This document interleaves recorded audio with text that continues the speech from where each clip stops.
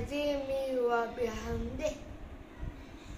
Subhana rabbiyal azimi wa bihamdih. Subhana rabbiyal azimi wa bihamdih.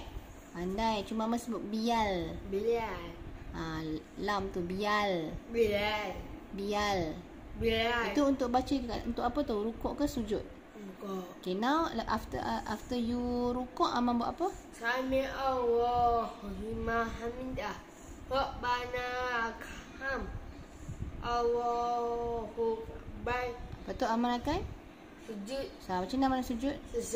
Subhana rabbiyal a'la wa bihamdih. Subhana rabbiyal a'la wa bihamdih. Subhana rabbiyal azimi wa